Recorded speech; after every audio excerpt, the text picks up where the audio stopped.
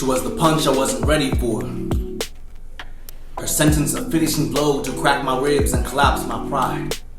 As I stood there, with a crushed windpipe buckled by the weight of conviction. Who would have guessed a stranger on campus would carry such a swing with her words?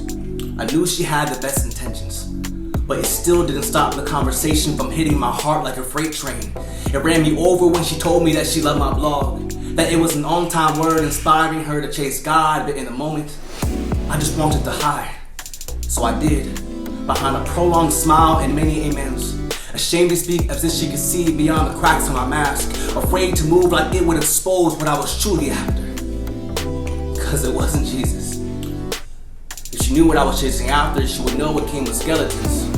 Trophies collected from learning to hide in plain sight, similar to a wolf bearing teeth in sheep's clothing. She would notice my walk had a limp more crooked than straight and narrow.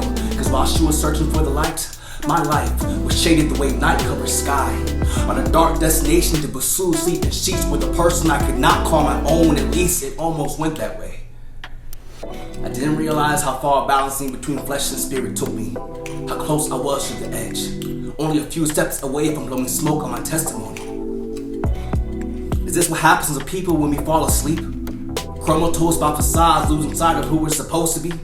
Just silhouettes of a person our family and friends once knew, who is now someone consumed by their own mirage. What do you do when your character fades to gray because things no longer look black and white? It becomes a blended collage of inconsistency.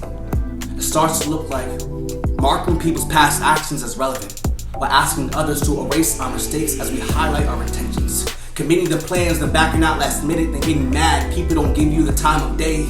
I wonder how many times the phrase "I will pray for you" actually results in uttered words, instead of lip service that seeks to serve ourselves instead of the person who needs it most. What we fail to see, it's the ghost of authenticity lurking in the shadows, the constant racing of thoughts, the reality that truth is chasing our minds as we're haunted by the lies eating us up. How do you escape from a nightmare created by yourself as you become the thing that you despise the most? It's easy to drift away and see a two-faced tendencies if we are anchored in being intentional. I did not know I was drowning, carried away downstream by my own contradictions, until the stranger reached me with her words and pulled me from the water. If she could only see the discrepancies in my actions, she would also see the grave I dug for myself. The flowers and sunshine would leave her face. There'd be no roses to give, only the comfort of rain and a disappointed gaze, cause then she would know I was just another person who closed the casket on being real.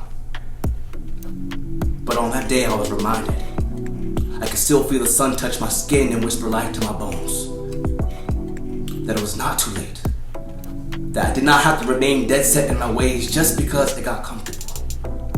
All I had to do was rise and lay my disguise.